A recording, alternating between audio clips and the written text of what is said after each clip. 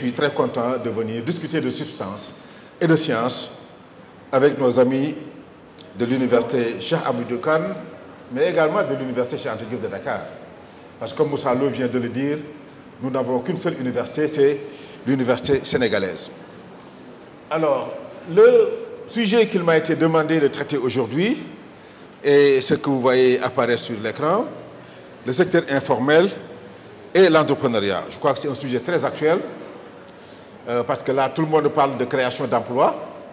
Avant, c'est seulement dans les pays en développement qu'on a parlé. Maintenant, c'est un défi même pour les pays développés. Beaucoup de gens ne le savent pas. Il y a une pénurie d'emplois de qualité, même dans les grands pays développés. Et donc, la question de l'emploi devient un enjeu national, alors qu'avant, c'était juste un enjeu pour les pays en développement. Voilà donc le plan que je voudrais vous proposer. Pour cette présentation, on va parler des dynamiques d'offres et des domaines de travail dans les économies africaines et au Sénégal en particulier, et comment est-ce que cette inadéquation entre ces dynamiques résulte en la taille du secteur informel que l'on connaît. On va un peu s'arrêter sur la transformation structurelle, comment elle s'est déroulée dans les pays actuellement développés et dans les pays émergents, et comment est-ce qu'elle est piégée dans nos pays. On va vous présenter les résultats de nos recherches que nous avons entreprises depuis de 25 ans sur le sujet. Nous avons fait des enquêtes presque partout en Afrique de l'Ouest, en Afrique centrale, un peu partout. On a, dans les pays en conflit, comme le Niger, le Mali, le Burkina, mais dans d'autres pays, comme le Gabon, le Cameroun. Nous allons parler de la relation entre l'informalité et le secteur informel. Parce que ce que les gens ne savent pas, c'est qu'il y a de l'emploi qui est généré, en particulier dans l'informel. Mais c'est des emplois dont on ne veut pas tellement, parce que ce n'est pas des emplois de qualité qui génèrent des revenus pour nourrir les gens qui s'y adonnent. Et ça, c'est lié à la productivité. Et là, on va finir sur une note plus optimiste, c'est-à-dire sur les politiques à mettre en œuvre pour corriger tout cela. Et après, on va faire une très brève conclusion. Alors, le secteur informel joue un rôle central dans nos pays. Je crois que tout le monde le sait. Et là, je prendrai juste 3 exemples. Le premier exemple, c'est la place dans l'emploi. La plupart des estimations qui sont faites sur la part de l'informel dans l'emploi, à mon avis, sous-estime l'emploi informel. Et on va le présenter tout à l'heure dans nos chiffres. L'informel, c'est au moins 95% de l'emploi. Les estimations de l'OIT sous-estiment la part de l'emploi, de l'informel dans l'emploi. Mais l'informel, c'est aussi presque la moitié du PIB. Et dans les pays, dans les États entrepôts comme le Bénin et la Gambie, l'informel fait jusqu'à 70% du PIB. Au Sénégal, c'est un peu moins de 50%. Alors, si vous regardez la part de l'informel dans l'écosystème entrepreneurial, c'est plus que ça. Lorsqu'on a fait le recensement des entreprises au Sénégal, on a trouvé que les PME, c'était 97% des entreprises. Et les PME sont en général informelles. Il y a des gens qui définissent l'informel par la taille. Mais on va revenir sur ça. Donc, lorsqu'on parle d'emploi, lorsqu'on parle de croissance, on ne peut pas ignorer l'informel. Je vais résister à la tentation de trop m'étendre sur les causes de l'informel et essayer de faire le focus, d'être discipliné et de faire le focus sur ce qu'il m'a été demandé de traiter. Alors, je voudrais ici dire 2 choses. La première chose, c'est que quand on parle de taux de chômage, c'est un indicateur très peu pertinent en Afrique. Si vous regardez le taux de chômage, par exemple, dans un pays comme le Bénin, on vous dira que c'est 2%, 3%. Et c'est vrai. Parce que les emplois existent. Le problème, c'est que les emplois sont précaires. Les emplois ne permettent pas de nourrir, comme je l'ai dit tantôt, les gens qui s'y adonnent. Donc, on parlera plus de qualité des emplois, plutôt que de taux de chômage. Okay? Parce que le taux de chômage est un indicateur qui n'est pas pertinent pour les pays africains. Et ce n'est pas seulement nous qui le disons, mais la plupart des études le disent. La BAD a consacré un de ses rapports sur cette question-là. Et je crois que nos conclusions convergent. La deuxième chose, c'est que le problème de la précarité de l'emploi touche essentiellement 3 catégories d'agents économiques. Les jeunes, les femmes et les gens qui habitent en milieu rural. Je crois que ça, il faut aussi qu'on le dise. Et dans l'introduction, je disais qu'il y avait une inadéquation entre les dynamiques démographiques qui sous-tendent l'offre de travail et la demande de travail. Il faut comprendre que l'offre de travail vient des ménages. C'est les ménages, les individus qui vont proposer leurs services aux entreprises. Et la demande de travail vient des entreprises. Voilà le problème pour les pays africains. C'est que la population en âge de travailler croît à un rythme exponentiel, comme vous le voyez là sur le graphique. Là, on a juste représenté le nombre de personnes qui entrent sur le marché du travail annuellement. Je crois que c'est un chiffre que j'avais présenté à d'autres occasions.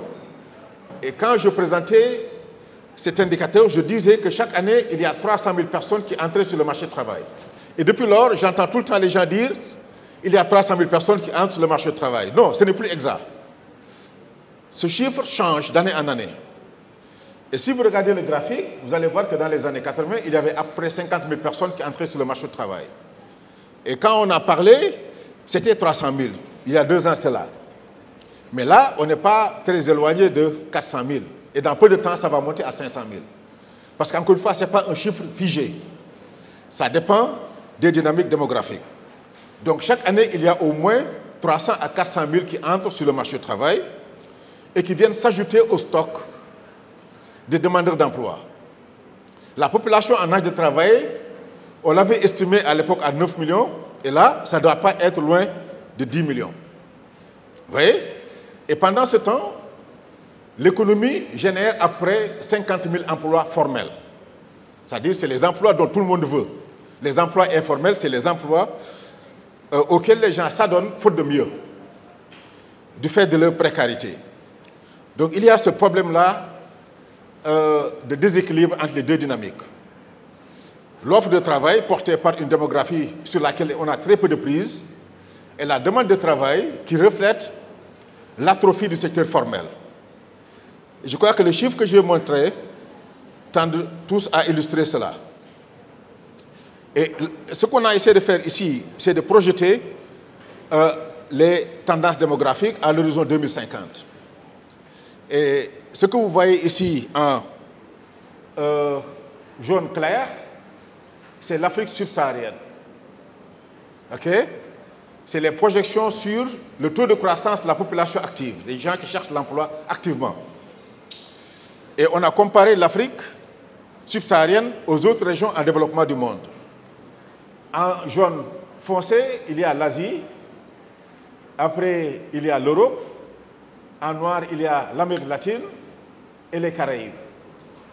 Et vous voyez, en 2015-2020, je vais juste vous demander de regarder les barres qui sont à gauche, à l'extrême gauche, et les barres qui sont à l'extrême droite. À l'extrême gauche, vous allez voir que,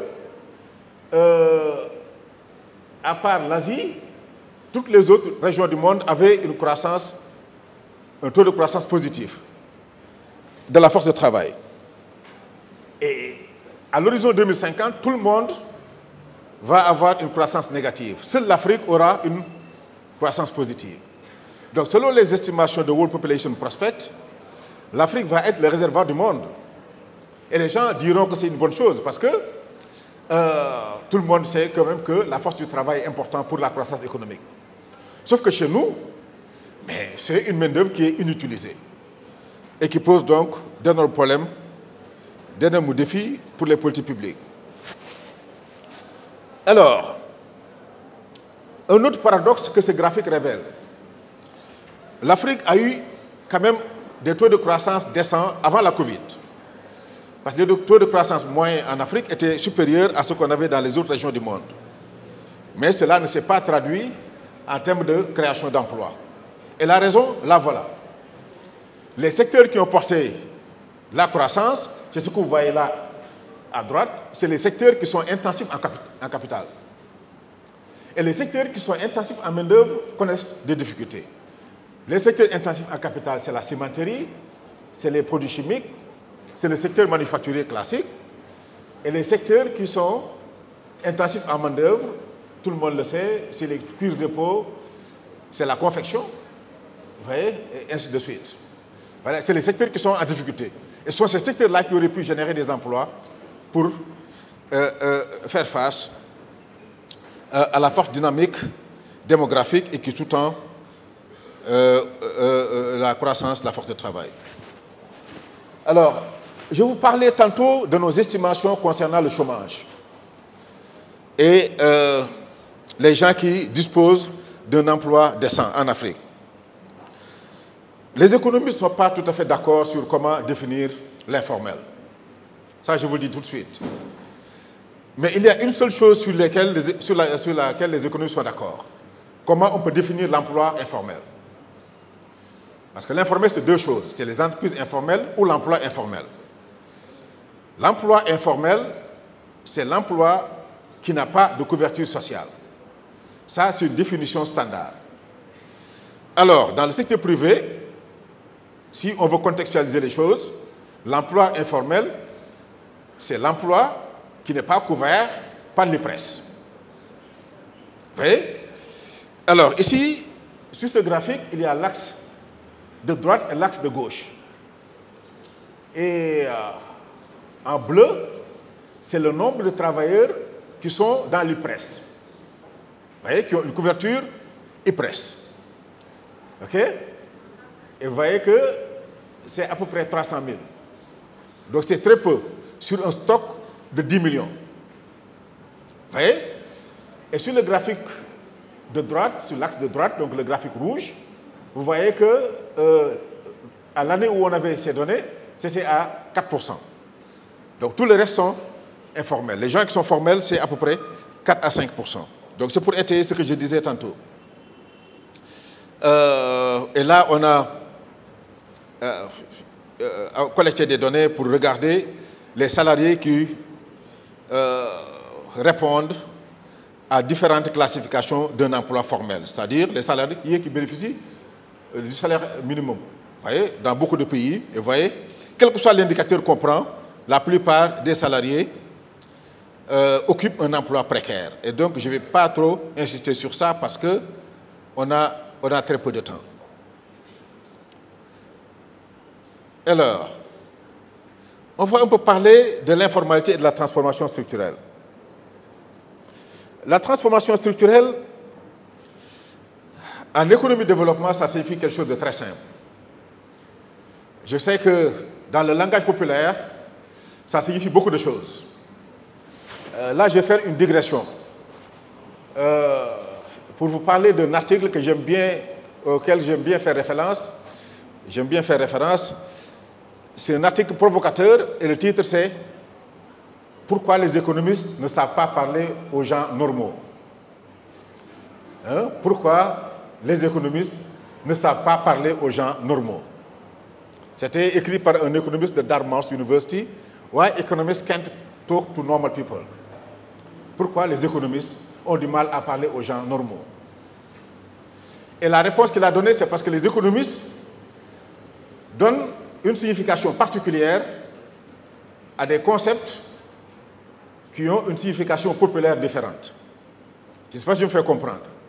Ce que les économistes appellent inflation et ce que la population appelle inflation, ce n'est pas forcément la même chose. Donc ce que les économistes appellent transformation structurelle et ce que la population appelle transformation structurelle, ce n'est pas la même chose. Ce que les économistes appellent transformation structurelle, c'est très simple. C'est un phénomène en deux étapes qui se produit lorsqu'un pays se développe. Lorsqu'un pays se développe, la part de l'agriculture diminue. Et le secteur manufacturier prend le relais. Ça, c'est la première étape. La deuxième étape, le secteur manufacturier s'atrophie et le secteur des services prend le relais. C'est ça la transformation structurelle. Les pays actuellement développés l'ont connu, la Chine, les pays émergents l'ont connu, et la Chine est entrée dans la phase de l'économie de services, c'est pour ça qu'ils ont actuellement des difficultés. Et les pays africains n'ont pas tout à fait connu cela. Le secteur agricole a perdu une bonne partie de son importance dans l'économie, et le secteur service a récupéré la main-d'œuvre libérée par l'agriculture, mais le secteur service, le service dont il s'agit, c'est le secteur informel. Parce que ça aussi, c'est ce qu'on appelle un sophisme. Un sophisme, c'est quelque chose qui est vraisemblable, mais qui n'est pas vrai. Beaucoup de gens continuent de penser que l'agriculture emploie toujours beaucoup de monde dans nos pays. Ce n'est plus vrai. C'était vrai avant, ce n'est plus vrai maintenant. Avant, l'agriculture employait jusqu'à 70% de la population au Sénégal. Maintenant, l'agriculture n'emploie même plus 40% de la population. C'est le secteur informel des services qui prend le relais. Donc la transformation structurelle est un peu biaisée. Et nous savons mesurer la transformation structurelle. Voilà donc ce que la mesure de la transformation structurelle donne, mais on ne va pas trop y insister, encore une fois, faute de temps. Alors, je reviens donc à notre hypothèse de départ. Pourquoi on a autant de mal à générer des emplois décents? On a du mal à générer des emplois décents parce qu'on a du mal à mener des activités productives profitables dans nos pays. Il faut savoir que ce qui génère des emplois, ce n'est pas l'État. Et ça aussi, c'est une erreur qu'on commet souvent. Ce qui génère des emplois, c'est le secteur privé. Mais le secteur privé, ce n'est pas le ministère du Développement social. Le secteur privé génère de l'emploi en se faisant un profit. Or, dans nos pays, il est difficile de faire une activité qui génère des profits. Et puisque l'investisseur, lui, il a le choix entre 200 pays, quand il est difficile de faire des profits dans un pays A, mais ils délocalisent leurs activités dans un pays B. Parce que le capital se déplace facilement. Autant les individus ont du mal à bouger, autant le capital se déplace du jour au lendemain. Alors, pourquoi, donc, dans nos pays, il est difficile de faire des affaires profitables? Mais parce que les facteurs de production coûtent cher. Les facteurs de production coûtent très cher. Et dans ce tableau, ce que je mets, c'est le coût de l'électricité au kilowattheure. Et on compare les pays africains et les autres régions en développement du monde. Et ça, c'est important. Parce que ce sont ces régions en développement du monde contre lesquelles on compétit. L'investisseur, il n'a pas une perspective nationale, il a une perspective internationale. Il fait du benchmarking. Il dit, moi, j'ai la possibilité de m'installer au Sénégal, en Gambie, au Cambodge, au Bangladesh. Alors, où est-ce que je peux maîtriser mes coûts, avoir le plus de marge? Et donc, la maîtrise des coûts, ça dépend des coûts des facteurs de production. Et il y a des facteurs de production qu'on appelle les facteurs de production non échangeables, c'est-à-dire les coûts des services. Et c'est des services d'infrastructure. Donc l'électricité en fait partie. Et l'électricité, ça coûte plus cher en Afrique que n'importe où ailleurs dans le monde. Par exemple, au Mali, parce qu'ils ont des centrales thermiques à très petite échelle et qui coûtent très cher. Ce qu'il faut comprendre, c'est que plus la taille de l'exploitation est faible, donc la compagnie qui génère l'électricité, plus le coût est élevé. Vous voyez? Et donc le coût de l'électricité est plus élevé en Afrique qu'ailleurs. Alors, un sujet qui fâche, c'est le coût de la main-d'œuvre. Et ça, c'est un sujet très délicat. La main-d'œuvre, c'est un revenu pour les populations, mais c'est un coût pour le producteur. Et en Afrique, on souffre, surtout en Afrique francophone, on souffre de deux phénomènes. De la cherté de la main-d'œuvre et des régulations du marché du travail. On a fait un classement des pays où les régulations du marché du travail sont les plus rigides.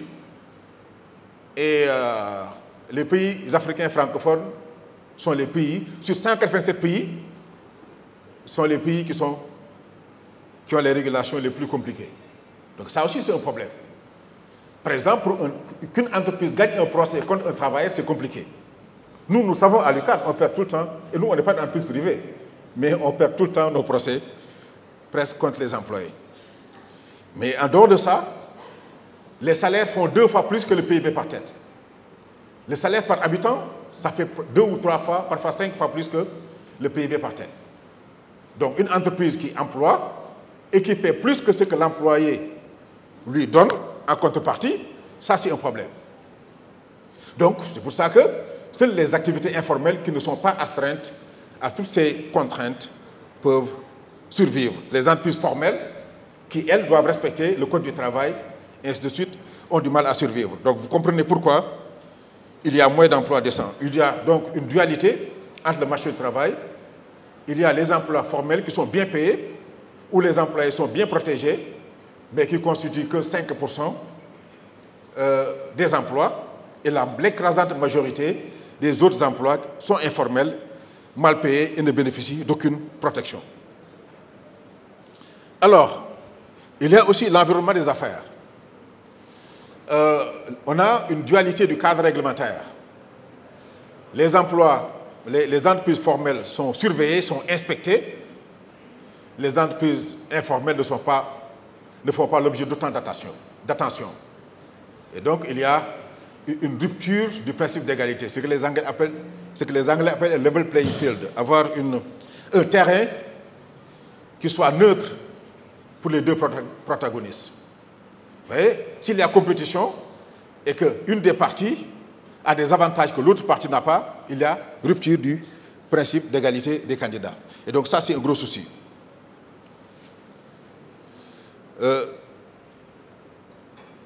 Et en Afrique francophone, il y a ce que les entreprises privées appellent de harcèlement fiscal. Il faut savoir que nous avons hérité du système fiscal français, qui est assez lourd, avec des impôts et des taxes qui se dupliquent, vous voyez, et qui étouffent les entreprises.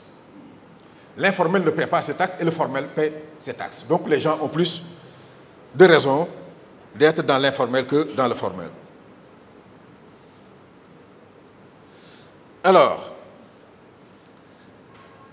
notre approche de l'informel. J'ai dit tout à l'heure que autant c'est facile de définir l'emploi informel, autant c'est difficile de définir l'entreprise informelle. Et nous, on s'intéresse aux deux. On s'intéresse à l'emploi informel et à l'entreprise informelle. Et voilà les critères qui sont les plus utilisés dans la littérature pour définir l'entreprise informelle. La taille de l'entreprise, c'est le critère qui est le plus utilisé par les instituts internationaux, notamment l'OIT, pour dire que l'informel, c'est les entreprises de petite taille. La mobilité du lieu de travail, les entreprises informelles en général bougent et le formel a un lieu de travail plus fixe, plus facilement identifiable. L'enregistrement, la plupart des activités informelles ne sont pas enregistrées. La sincérité des comptes, les entreprises informelles ne tiennent pas une comptabilité sincère. Le faible accès au compte bancaire, l'informel est pratiquement exclu du système bancaire. Le non-paiement des impôts, alors que le formel échappe difficilement au fisc, l'informel échappe sans grande difficulté. Le type d'impôt payé, le formel paie en général l'impôt réel et l'informel l'impôt forfaitaire. Et l'existence d'un plan de sécurité sociale pour les employés, en général, dans l'informel, il n'y a aucune assurance sociale. Donc, en général, dans la littérature, les auteurs utilisent l'un ou l'autre de ces critères. Alors, voilà donc la conséquence de cela. Lorsqu'on a, et c'est le cas, une littérature qui définit l'entreprise informelle avec autant de diversité dans la définition de l'entreprise informelle, la classification des entreprises informelles n'est pas forcément la même. Et donc nous, on s'est amusé à voir comment est-ce qu'on classe l'informel selon les différents critères qui ont été présentés. Par exemple, si on prend le cas de Dakar, si on considère le critère de la taille, il y a 68% des entreprises qui sont informelles. Si on prend le critère de l'enregistrement, il y a 11%. Si on prend le critère de l'impôt forfaitaire, il y a 76%, ainsi de suite. Donc c'est très difficile de faire des analyses pertinentes. Nous, ce que nous avons fait, nous avons combiné ces critères dans une approche continue. C'est-à-dire qu'au lieu de considérer l'un et l'autre critère de manière exclusive, nous les avons combinés pour aboutir à une définition continue de l'informalité. Donc pour nous, l'informalité, c'est une question de niveau. les entreprises n'ont pas le même niveau d'informalité. Il y a des entreprises plus informelles que d'autres. Donc on a identifié des clusters d'informalité. Donc c'est ça notre contribution à la littérature. Et au début, on était très controversés, les gens nous attaquaient de partout, mais maintenant c'est très très difficile, et je le dis en toute modestie, de voir des travaux sur l'informel qui ne fassent pas référence à nos études. Alors, nous avons calculé la productivité, mais je vais passer très rapidement sur ces calculs mathématiques. Et pour arriver au résultat principal que nous voulons présenter ici. Ce qui veut dire donc deux choses. Un, l'informalité est une question de niveau. Et deux, il y a un gap de productivité. Plus une entreprise est informelle, moins elle sera productive. Donc ici, il y a les entreprises informelles de niveau 0, c'est-à-dire les entreprises les plus informelles. Et vous voyez que le niveau de productivité est le plus faible pour ces entreprises. Et là, le niveau 5, c'est les entreprises formelles. Et vous voyez, le niveau de productivité est le plus élevé. Lorsqu'on passe du niveau le plus faible vers le niveau le plus élevé, la productivité suit une tendance presque linéaire. Et ça, je crois que ça, c'est très important. Et encore une fois, c'est un résultat qui est confirmé avec beaucoup de données par d'autres auteurs. En Asie, en Amérique latine, il y a ce qui est maintenant accepté comme étant le gap de productivité. C'est-à-dire les activités informelles sont les activités les moins productives. Donc, ce sont les activités où la possibilité de payer plus est le plus faible, malheureusement. Donc, pour pouvoir générer des emplois décents, on ne peut pas compter sur l'informel, malheureusement. L'informel crée des emplois, mais c'est des emplois de très faible qualité. Vous voyez? Et là, vous me permettrez de faire une petite digression. C'est très difficile de cibler les politiques d'emploi. Parce que si on veut identifier les secteurs qui sont capables de générer des emplois, il y a deux types de secteurs à éviter. Les premiers secteurs, c'est les secteurs qui sont très peu productifs, comme les secteurs informels. Vous voyez? Tous les secteurs dans lesquels l'informel est très présent, c'est des secteurs qui permettent des emplois, mais des emplois précaires. Or, quand il s'agit de créer des emplois, il ne s'agit pas de créer n'importe quel emploi, il faut créer des emplois décents. Ces secteurs informels ont une élasticité emploi-revenu supérieure à 1. Vous voyez un peu ce que je veux dire? Donc, c'est des secteurs qui permettent d'absorber beaucoup d'emplois. Mais encore une fois, c'est des emplois précaires. C'est la première catégorie de secteurs à éviter lorsqu'on veut faire une politique d'emploi. La deuxième catégorie de secteurs à éviter, c'est les secteurs capitalistiques, excusez-moi. Parce que dans les secteurs capitalistiques, souvent, il y a beaucoup d'investissements, mais qui génèrent très peu d'emplois. Vous voyez?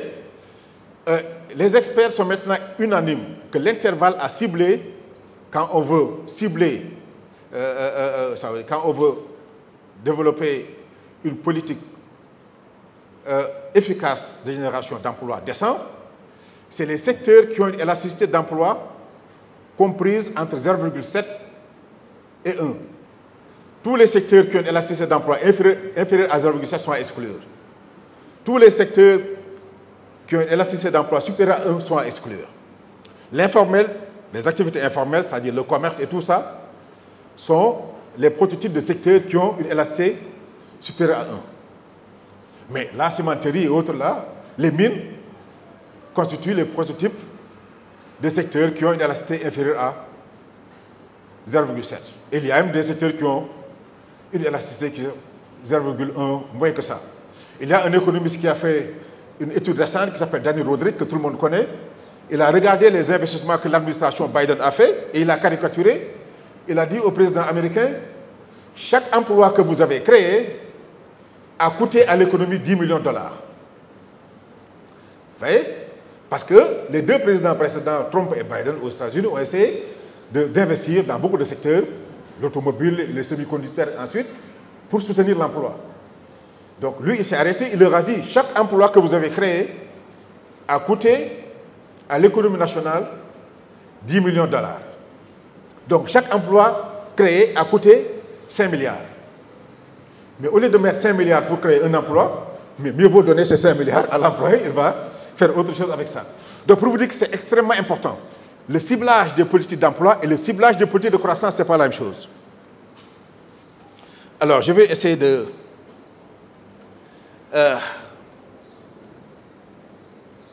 Quelle politique maintenant pour soutenir l'emploi? C'est une question très, très, très difficile. Parce que je vous ai dit, il y a beaucoup de segments de l'informalité. Donc, on ne peut pas avoir une politique généraliste pour toutes les activités informelles. Il faut avoir une politique ciblée pour chaque segment de l'informalité. Et la difficulté et la limite de la plupart des politiques qui sont mises en œuvre dans nos pays, c'est qu'on considère l'informel comme un tout. L'informel n'est pas un tout homogène. L'informel est hétérogène. Et chaque segment de l'informel appelle un type de régulation spécifique. Ça, c'est quelque chose qu'il faut faire. Cette différenciation-là, c'est à faire. Mais je vais juste ici mettre l'accent sur une catégorie d'informels, c'est-à-dire c'est les activités de très petite dimension, la plupart des activités individuelles. C'est l'informel que l'on connaît le plus, c'est-à-dire les gens, les laveurs de voitures, les vendeurs de cacahuètes et autres là. Et là, il y a un besoin réel d'appui, parce que ces activités-là sont à cheval entre l'emploi et l'entrepreneuriat. Parce que l'OIT, l'Association internationale des statisticiens du travail, les définit comme des emplois, même si ce sont des entreprises. Eh bien, quand quelqu'un s'établit à son propre compte, il est son propre employeur et il est son propre employé. Vous voyez? Donc, en appuyant ces entreprises, on appuie l'entrepreneuriat, mais on appuie aussi l'emploi. Et il y a une façon de le faire. À travers le financement, à travers la formation, vous voyez, à travers les réseaux. Vous voyez, malheureusement, je ne pourrai pas entrer en détail dans tout ça, mais je vais laisser les PowerPoint aux organisateurs pour qu'ils puissent participer. Et un exemple que nous avons documenté ici, c'est l'exemple du Maroc. Vous voyez, les gens se focalisent souvent sur l'informel en termes de qualité de l'emploi. Mais les gens ne voient pas que l'informel, c'est aussi un enjeu sécuritaire. Très peu de gens voient que le printemps arabe a été provoqué par l'informel. C'est un bonhomme qui est très célèbre maintenant, Bouazizi, qui vendait quelque chose sur son étal et que la police a confisqué. Vous vous rappelez? Il s'est immolé par le feu et ça a emporté presque tous les gouvernements, sauf le gouvernement marocain. Et très peu de gens ont essayé de comprendre pourquoi. Nous, on a essayé de comprendre pourquoi. Parce qu'ils ont mis en place un dispositif pour accompagner les petits producteurs. Et malheureusement, ce dispositif-là, ça ne s'appuie pas sur les prêts revolving. Mais ça s'appuie sur des dons, de l'argent qu'on donne. On fait des transports, les cash transferts pour les pauvres. Il faut aussi peut-être les faire pour les petits producteurs. Mais malheureusement, je ne pourrai pas insister sur tout ça. Et comme je l'ai dit, je vais laisser les slides aux organisateurs. Et je voudrais vraiment vous remercier pour votre aimable et patiente attention. Et je vais m'en aller là.